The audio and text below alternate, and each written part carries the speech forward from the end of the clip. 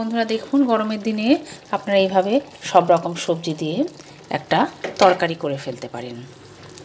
এটা হচ্ছে জল বড়া, সব সবজি দিয়ে তরকারি।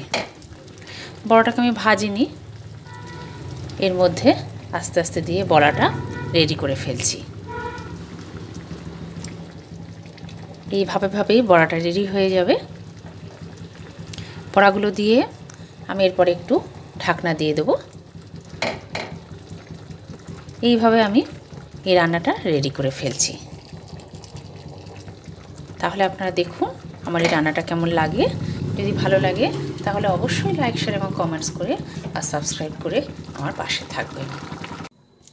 বন্ধুরা তাহলে দেখুন, আজকের রান্নার জন্য এই গরমে যেসব সবজিগুলো বাজারে পাওয়া যাচ্ছে সেই সবগুলো নিয়ে আমি এই রান্নাটা করে নিয়েছি। আমি এখানে নিয়েছি ঝিঙে কিছুটা কেটে নিয়েছি, কুমড়ো, রাঙা আলু, এছাড়া পটল, আর এছাড়াও রেখেছি বটবটি। আরও কিছুটা রেখেছি আমি কিছুটা মটর ডাল। এখানে আগের দিন রাত্রে ভিজিয়ে রেখেছিলাম, সেই মটর ডালটা বেটে নিয়েছি। তাহলে আপনারা দেখুন আমি এই রান্নাটা এবারে কিভাবে করি। প্রথমে কড়াই বসিয়ে নিয়েছি। কড়াইয়ের মধ্যে আমি কিছুটা সর্ষের তেল দিয়ে দিলাম।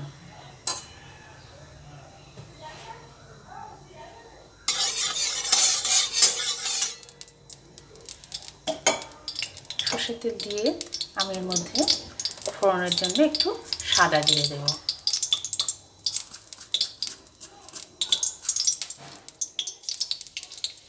অল্প করে সাদা জিরে দিয়ে দিলাম। এছাড়া এরপরে যেসব সবজিগুলো কেটে রেখেছি এক এক করে সেই সবজিগুলো সবকটাই দিয়ে দেব। সাদা জিরেটা ভাজা হচ্ছে সেই সময়ের মধ্যে প্রথমে আমি রাঙা আলু দিয়ে দিচ্ছি।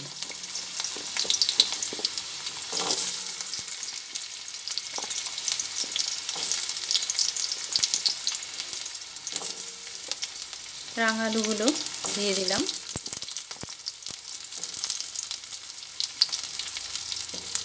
রাঙা আলু ছাড়া এরপরে বটবটিগুলো দেব।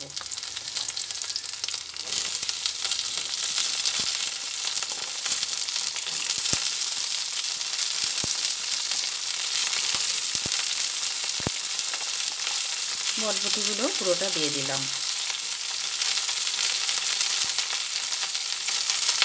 রাঙা আলু আর বটবটি দিয়ে দেওয়ার পরে এই সবজি দুটো প্রথমে একটু ভেজে নেব।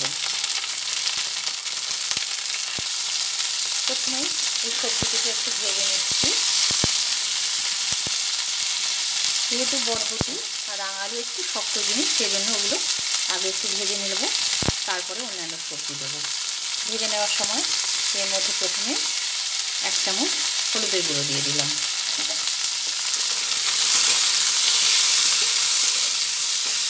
হলুদের গুঁড়ো দেওয়ার পরে এর মধ্যে পরিমাণ মতো নুন দেব।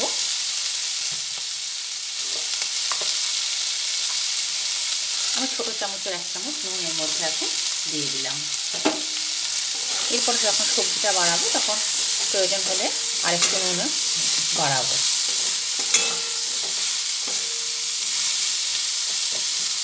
এগুলো ভেজে নিচ্ছি। এরপর এর মধ্যে আমি অন্যান্য যেসব সবজিগুলো কেটে রেখেছি সেগুলো এক এক করে দিয়ে দেবো। আমি এখানে ঝিঙে রেখেছি, পটল রেখেছি আর কুমড়ো রেখেছি। তো 3টে সবজি এরপর এর মধ্যে দিয়ে দিচ্ছি। এইসব সবজিগুলো দেওয়ার পরে ভালোভাবে সব সবজিগুলো আমি ভেজে নিচ্ছি।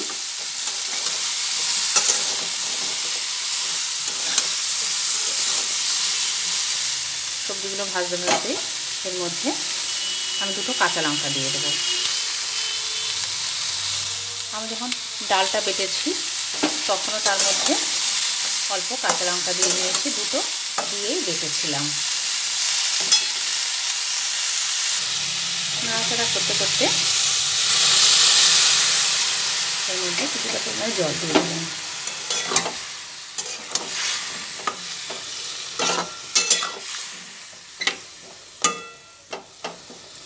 জল দিয়ে এটা এবার ঢাকা দিয়ে দেবো, কিছুটা সেদ্ধ হয়ে যাবে।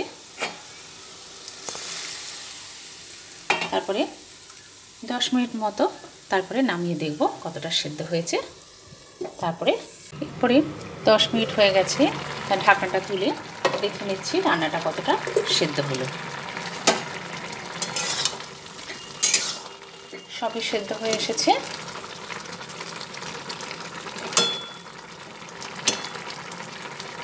এরপরে এক এক করে যে ডালটা আমি বেটে রেখেছি সেই ডালটা দিয়ে এই ঝোলটার মধ্যে দিয়ে বড়া করব। ঝোলটা এই অবস্থা থাকবে যখন, তখনই এক এক করে বড়াগুলো এর মধ্যে দিয়ে দেব।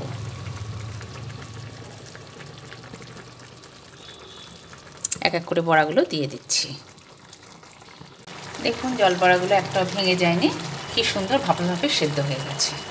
আপনারা তাহলে এই রান্নাটা এইভাবে করে নেবেন, দেখবেন খেতে খুবই ভালো সুস্বাদু হয়। নিরামিষের দিনে একটা সুন্দর পদ হয়। তাহলে আমি এই রান্নাটা এবার একটা পাত্রে ঢেলে নেব। তাহলে নিরামিষের দিনে এই জল ভরা নিরামিষ ডাল দিয়ে যে তরকারিটা করে নিলাম, সেই তরকারিটা অবশ্যই আপনারা করে নেবেন, করে খাবেন আর আমার পাশে থাকবেন।